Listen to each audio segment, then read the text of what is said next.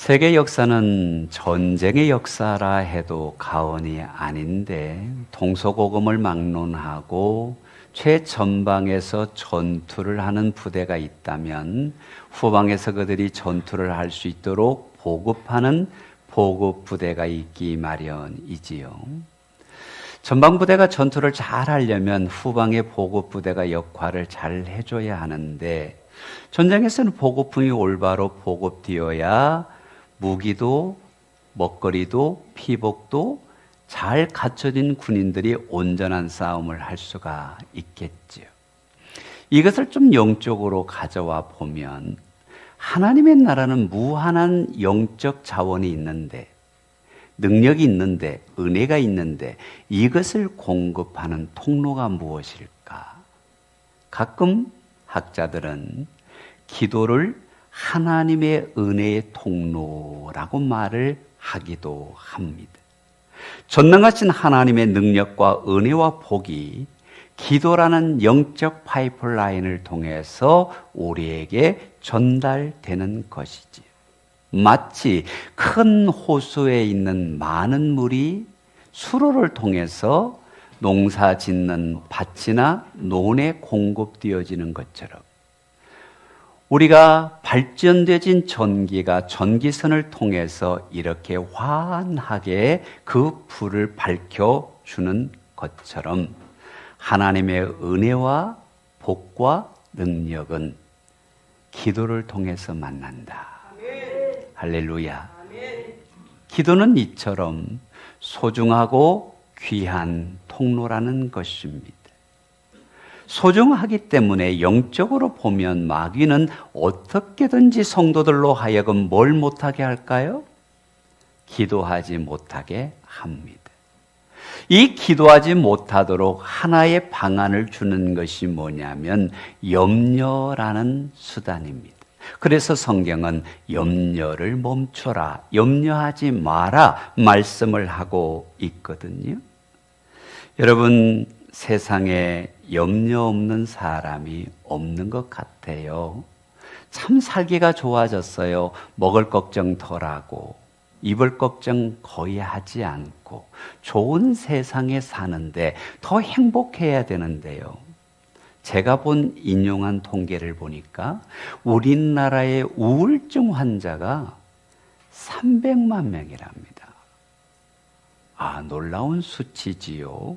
또 약 600만 명의 중독자들이 있다고 그래요. 여기는 여러 중독이 있겠죠. 알코올 중독도 있겠고, 게임 중독도 있겠고, 약물 중독도 있겠지만, 근데 그들이 우울증 안에서 느끼는 불안 증세를 그 자료에서는 628가지로 구분을 했더라고요. 이 불안이 힘들게 다가오면 밤이면 밤에 불안을 느껴서 돌아다니지를 못하고, 또 고공불안증이 있어서 높은 곳에 올라가지 못하고, 폐쇄공포증이 있어서 좁은 곳에 갇히지 못하고, 대인불안증이 있어서 사람 만나는 것이 두려운 사람도 있고요. 심지어는 학교 불안증이 있어서, 공부에 대한 불안증이 있어서 학교를 가지 못하는 사람도 있다는 것입니다. 제가 본 자료에는 카이스트 대학의 14%가 우울증을 경험하고 있다. 최고의 수재들이 모인 그곳에 그렇게 많은 수치의 우울증이 있다. 여러분, 놀랍지 않습니까? 시대가 좋아졌는데, 우리는 3만불 시대를 살고 있는데 왜 이렇게 마음들이 병들고 염려와 불안이 많을까요? 그것은 성경으로 돌아가 보면 분명한 원리를 볼 수가 있습니다. 하나님께서 이스라엘 백성을 택하고 선민이 되게 하신 후에 너희가 이 땅에서 나를 섬기고 나의 계명을 지키면 너희가 잘되고 장수하고 복 있는 민족이 될 것인데, 만일 하나 나를 떠나고 세상을 사랑하고 우상을 사랑하면 너희는 버림받을 것이다 선언했습니다. 이 세상은 물질을 신으로 삼고 즐거움을 자기의 가장 멋진 인생의 가치를 알고 하나님을 떠난 사람들이 행복을 느끼는 게 아니라는 것입니다.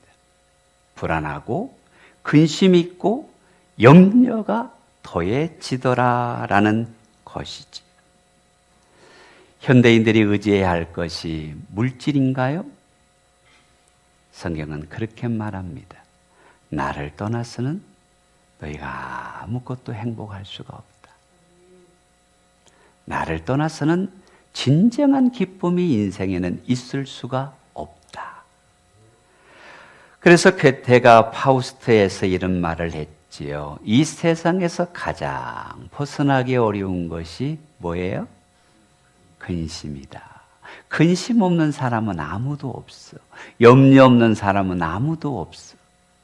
근데 이 근심이 강력하게 역사하면 기쁨을 빼앗깁니다. 행복을 빼앗깁니다. 많은 사람들이 이 사탄의 전략에 영혼의 기쁨을 뺏겨요. 마음의 평안을 뺏깁니다. 하나님의 은혜에 감사보다는 미움이나 분노나 섭섭함을 마치 보물처럼 끌어안게 됩니다. 그게 보물인 줄 알고 끌어안았는데 우리 안에 있는 기쁨을 빼앗아가는 어리석음이라는 것이죠. 다시 말하면 우리가 갖고 있는 염려와 근심과 불안은 내 영혼을 좀먹는 좀벌레다라는 것입니다. 여러분, 우리나라 기업인들을 보면 많은 것을 가지고 계시고 좋은 의료 혜택을 받으시는 것 같은데 단명하시는 총수들도 계세요. 왜 그럴까요? 저는 노벨의학상을 받은 카렐 박사의 말이 참 가슴에 다가옵니다. 근심과 싸우는 방법을 모르는 사업가는 일찍 죽는다. 여러분 공감되지 않으세요? 근심을 해결하지 못하면 단명한다는 거예요. 그런데 제 주변에 가장 장수하시는 그룹을 눈으로 보면 제가 섬겼던 원로 목사님들은 다 90이 넘으셨는데 7분이나 건강하신 것 같아요. 근심을 해결할 줄 아는 원리를 갖고 있다라는 것입니다. 그래서 성경은 염려에 대해 말합니다. 염려를 멈춰라. 염려하지 마라. 오죽하면 365번이나 근심하지 말라, 염려하지 말라, 걱정하지 말라 선언하십니다. 매일의 삶 가운데 하나님께서 우리에게 주시는 은혜는 염려하지 마라. 대표적인 성경 구절을 구약에서 한번 보면 잠언 17장에서는 이렇게 말씀하십니다. 마음의 즐거움은 양약이라도 심령의 근심은 뼈를 마르게 하느니라. 내 영혼을 마르게 하고 내 뼈를 마르게 하는 이 근심, 이 스트레스는 위장병, 관절염, 신경통, 두통 등으로 강력하게 나타나는 것인데 모두 염려와 근심에서 오는 병이지. 우리 예수님께서도 이렇게 말씀하셨어요. 너희는 마음에 근심하지 마라. 하나님을 믿으니 또 나를 믿어라. 여러분, 염려를 해결하는 비결이, 근심을 해결하는 비결이 믿음을 통해서인 것을 깨달으시기를 바랍니다. 예수님을 의뢰하면, 예수님을 신뢰하면, 예수님을 믿으면, 예수님께 맡기면 하나님께서 은혜를 부어 주십니다. 근심이라는 단어를 대체할 수 있는 것은 기쁨, 평강, 은혜, 찬송이라는 단어가 있습니다. 그런데 염려와 근심과 불안은 우리의 영혼을 좀먹는다면 저는 이렇게 한번 정해보고 싶습니다. 마귀가 주는 부도수표는 불안이요, 하나님이 주시는 보정수표는 평안이다. 뭘 선택하시겠어요? 믿음으로 평안을 누리는 자들이 됩시다. 염려는 떨쳐버리고 근심은 벗어버리고 하나님을 의지함으로 하나님이 주시는 보정수표 평안을 누리는 자들이 되십시다. 우리가 이 땅에서 염려하지 말고 기도하라는 주님의 말씀을 기억해야 합니다. 6절 말씀을 보면 아무것도 염려하지 말고 다만 모든 일에 기도와 간구로 너희 구할 것을 감사함으로 하나님께 아뢰라. 아멘, 아멘. 염려하지 말고 모든 일에 기도와 간구로 구하라. 기도하라. 기도는 하나님의 은혜의 통로입니다. 응답의 통로입니다. 능력의 통로입니다. 우리 인생의 게임 체인저가 뭔지 아십니까? 우리 인생이 하나님의 지원을 받을 수 있는 게임 체인저. 그 강력한 영적 무기는 가까운 데 있습니다. 기도입니다. 할렐루야. 기도하라는 것입니다. 주의 이름으로 간구하라는 것입니다. 모든 일에 기도하라는 것입니다. 그래서 웨인 그레츠키라는 아이스하키 선수가 이런 말을 했습니다. 쏘지 않는 슛은 100% 안 들어간다. 들어가든 안 가든 쏴야 된다는 거야. 하나님의 응답을 누리려면, 하나님의 능력을 경험하려면 기도하지 않으면 100% 노다는 거예요. 그러나 기도하는 사람은 10골을 경험하든 100골을 경험하든 믿음대로 경험하는 것이기에 기도해야 염려를 이긴다. 기도해야 근심을 이긴다. 그런데 현대인들이 가장 중요한 신앙이 말씀이요 기도임에도 불구하고 기도하기를 즐거워하지 않아요. 좋은 것이라고 생각해요. 할 수만 있으면 기도해야지 라고 말들을 합니다만은, 여러분 교회 공동체가 모여서 회의는 하는데 회의하는 만큼 기도할까요?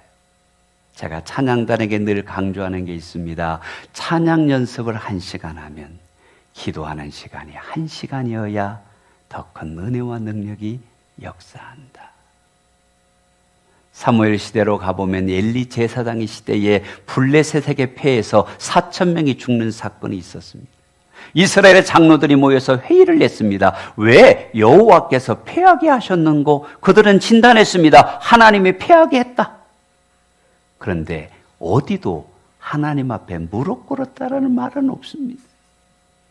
이것이 많은 현대인들의 모습일 수 있습니다. 그러나 사무엘 시대는 무엇입니까? 그들은 회의한 적이 없습니다. 전투를 한 게 아닙니다. 하나님 앞에 무릎 꿇었습니다. 지경이 회복되고 다시는 블레셋이 사무엘에 사는 날 동안 침략하지 못했습니다.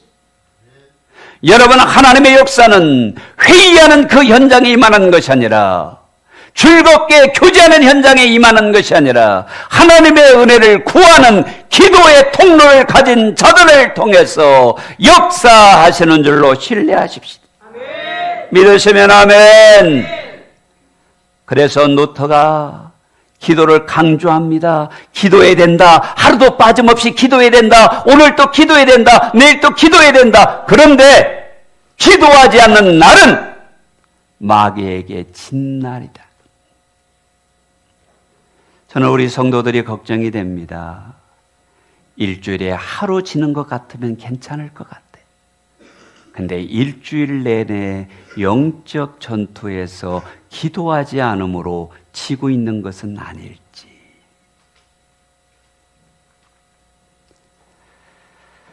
성도 여러분, 어떨 때 기도해야 됩니까? 오늘 본문은 분명히 말합니다. 모든 일에 기도와 간구로 하나님께 아뢰라. 아멘. 이 말은 우리가 살아가면서 건강의 염려, 물질의 걱정, 자녀들을 위한 기도 제목, 수많은 근심이 다가오지만 그 모든 일을 예수의 피로 온 인류의 죄를 덮어주셨던 것처럼 우리의 기도의 은혜로 덮어라. 바로 그 말씀입니다. 성도 여러분, 그러면 모든 생각에 뛰어나신 하나님의 평강이 강물처럼 흘러오게 될 줄로 믿습니다. 할렐루야. 근데 사탄은 성도가 기도하는 걸 싫어해요. 기도하는 걸 방해합니다. 한번 기도하려고 하면 갑자기 급한 일이 생깁니다. 타이밍을 놓칩니다. 또 바쁜 일이 생깁니다. 사업도 바쁘고 직장도 바쁘고, 그래서 바빠서 기도하지 못하게 만듭니다. 그건 내가 그러는 게 아닌 것 같아요. 이건 영적 전투라는 것입니다. 그래서 바빠서 기도하지 못하는 자가 아니라 바빠도 기도합시다. 그것이 성경입니다.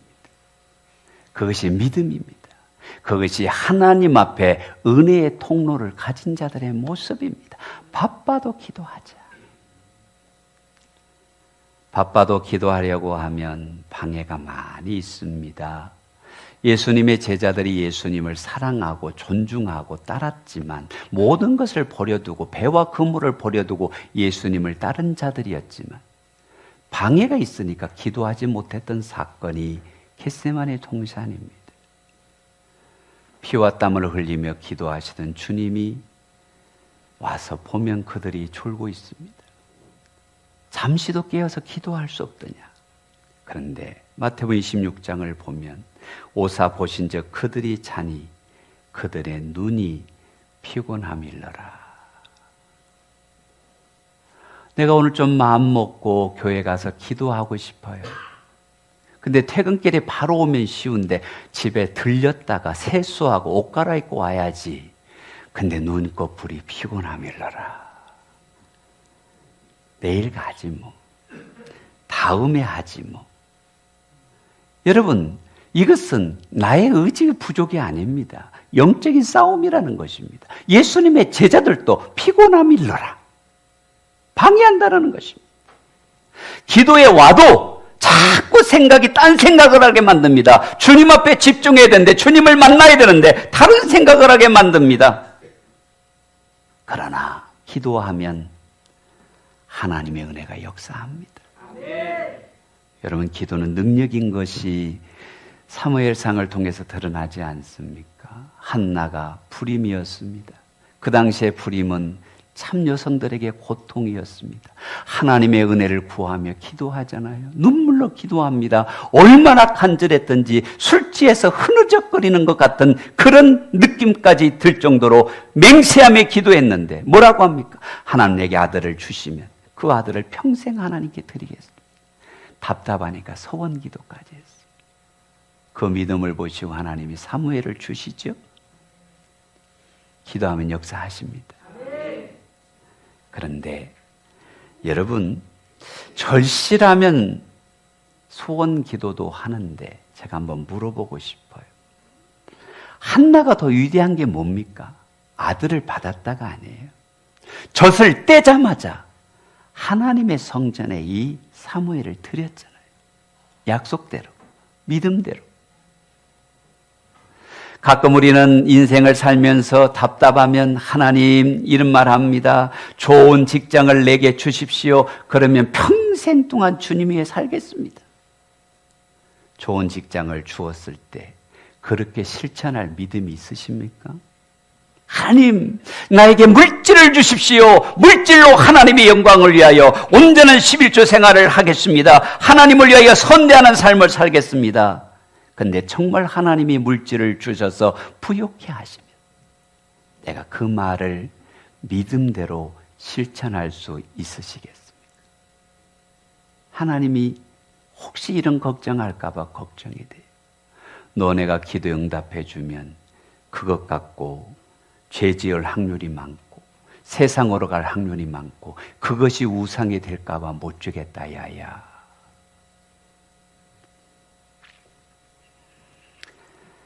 사랑하는 성도 여러분, 기도는 없는 아들을 주시고 죽을 병을 고쳐주시고 문제를 열어주시는 하나님의 통로이니 기도는 능력입니다. 기도는 만사를 변화시킵니다. 할렐루야.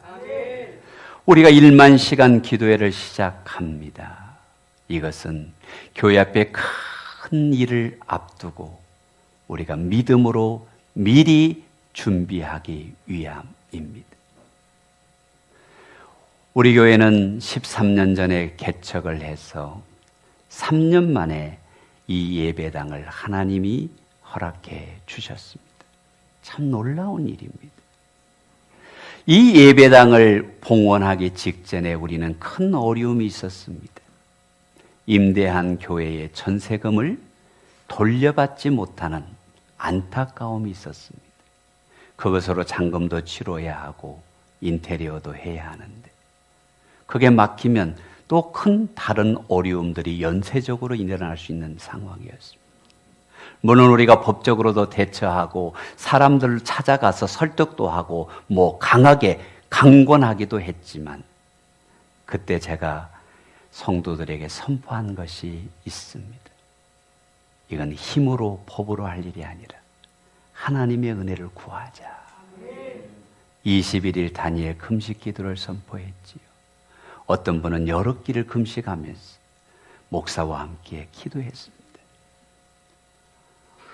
기도가 무르익었던 어떤 시점 성령님께서 목사의 마음에 감동을 주셨죠. 그 회사의 대표를 한번 만나보라는. 올라갔습니다. 우리 집사님들 그렇게 그분을 만나고 했지만 못 만났는데 기다리고 있었습니다. 기도하고 올라가니 기다리고 있었습니다. 목사님이 잘 오셨다고 차 한잔 하십시다. 그분이 하는 말이 자기는 날 때부터 부자였고 지금도 부자래. 제가 기분이 상당히 나빠요. 왜 부자인데 우리 그거 몇 억을 해결 못하느냐. 근데 하는 말이 수년 전에 자기 해운업을 정리해서 어떤 기업에 500억 원에 넘겼는데 중도금 200억을 받고 나머지 잔금 300억을 받지 못했어. 지금 이런 어려움이 있지만 이 문제가 해결되면 빨리 교회부터 해결해 드리겠습니다. 말은 고마운 말이죠. 근데 우리는 오늘이 급한 걸. 기도하고 올라갔으니까 제가 선언을 했습니다. 회장님, 당신이 부처님을 믿으시는데 만약 부처님의 사업을 방해하면 복을 받겠습니다. 아이고 무슨 말이냐고 동티난다고. 제가 믿음을 갖고 선언했습니다.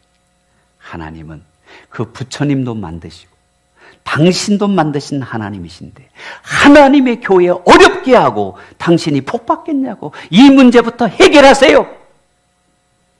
성령님이 그분에게 두려움을 주시는 걸 제가 눈으로 봤습니다. 제 다리를 붙들고 목사님 어떻게 하면 좋겠습니까? 아멘 좀 해요. 놀랍지 않습니까?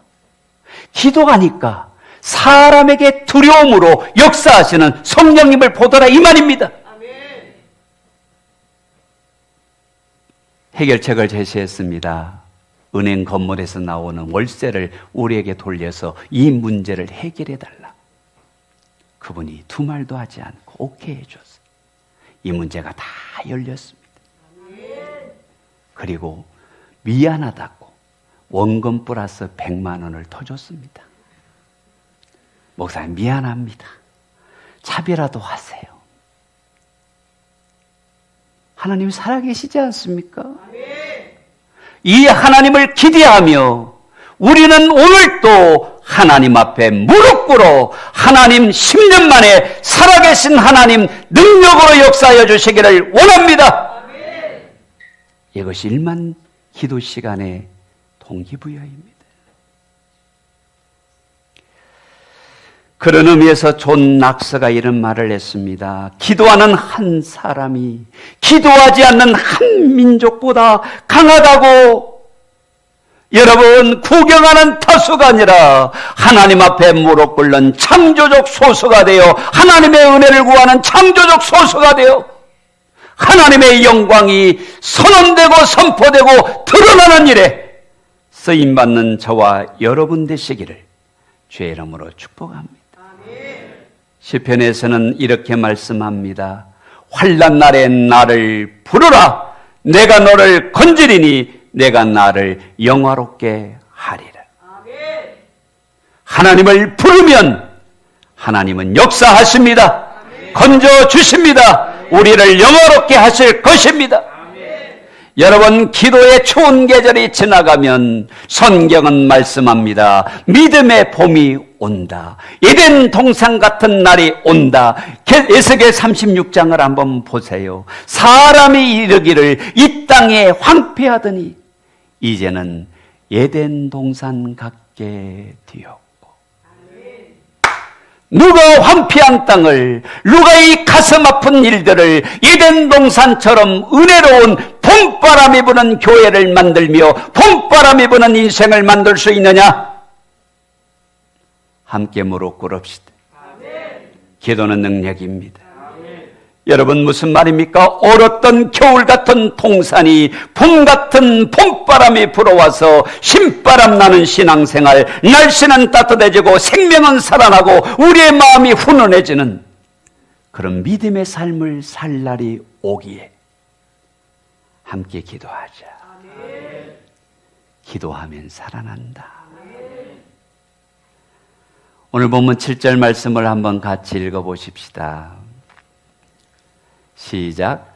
그리하면 모든 지각에 뛰어난 하나님의 평강이 그리스도 예수 안에서 너희 마음과 생각을 지키시리라. 아멘. 지키신다 했습니다. 이걸 킹제임스 버전에서는 킵이라고 했는데 요즘 성경에서는 가드로 번역을 했더라고요. 여러분, 가드라는 사전 해석을 보면 망본다, 보호한다, 경계한다, 주목한다, 이런 각주가 달려 있습니다. 우리가 염려하지 않고 기도하면 하나님이 보호하신다. 망보아 주신다. 경계하여 주신다. 지켜 주신다. 이분이 우리의 하나님이에요. 그 하나님을 신뢰하는 여러분이요, 1만 기도 시간을 통하여 하나님을 경험합시다. 경험하기 위하여 말씀합니다. 감사하라. 간구만 하지 말고 감사하라. 어떤 자가 감사합니까? 주실 줄로 믿기 때문에 감사하는 겁니다. 믿음이 있기 때문에 감사합니다. 오늘은 아니지만 내일에 하나님이 역사하실 줄로 믿고 감사함으로 기도하라. 여러분, 예수님이 얼마나 많은 어려움이 있었습니까? 바리새인들의 핍박, 사랑하는 자들의 배신. 그때마다 우리 주님은 근심과 염려, 스트레스를 어떻게 푸셨나요? 제가 성경을 들여다보면 예수님은 새벽 미명 한적한 곳에 가셔서 기도하심으로, 밤늦게 겟세마네 동산에 가서 기도하심으로 하나님과 교제하셨어요. 모든 근심과 염려를 이기셨어요. 그분에게 기도는 일이 아니었습니다. 즐거움이었습니다. 사역이 아니었습니다. 일상이었습니다. 사랑하는 백향목 성도 여러분, 감사하는 믿음의 기도에 사탄이 씨를 뿌릴 수 없다는 노래의 속담이 있습니다. 믿음으로 하나님을 바라보세요. 우리를 보호하시고 주목하시고 지키실 것입니다. 여러분, 우리가 낙동강 이쪽에 사는데 건너편으로 가려면 다리가 있든지 배가 있어야 합니다. 아니면 저 넓은 강을 건너갈 수 없지요. 우리가 땅에 발을 딛고 있기 때문입니다. 우리 인생은 이처럼 낙동강처럼 수많은 근심, 염려, 불안, 장애물이 있습니다. 그러나 한번 생각을 해보십시오. 창공을 높이 나르는 독수리는 자기 눈 아래 강이 있는 것이 두렵지 않습니다. 날아오르기 때문입니다. 우리 인생의 중요한 것은 장애물이 아니라 독수리의 날개쯤에 올라간 같은 믿음의 기도로 어려움의 강을 건너갑시다. 문제의 강을 건너갑시다. 근심의 강을 건너갑시다. 이것을 믿는다면 함께 기도합시다. 그런데 아는데, 깨닫는데 주저한다는 거예요. 이것을요, 조지 버나드 쇼가 자기 인생의 비문에 표현한 글을 보면 참 적용이 쉽습니다. 자기 인생의 비문에 뭐라고 쓴 줄 아십니까? 어영부영 하다가 이럴 줄 알았다. 무슨 말이에요? 오늘 어영부영 하다가 내일 어영부영 하다가 죽었다 이 말이에요.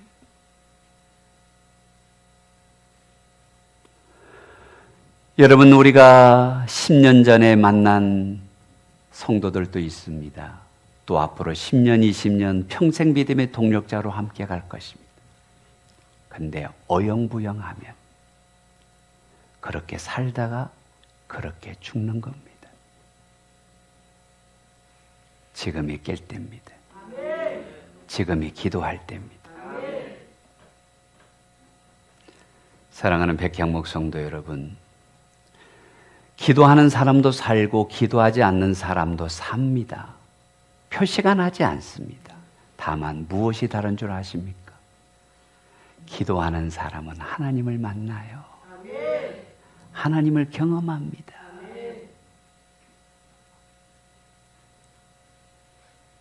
근심이 아닌 무릎 기도로 하나님이 지키시고 보호하시고 인도하시는 백향목 성도들 되기를 주님의 이름으로 축복합니다.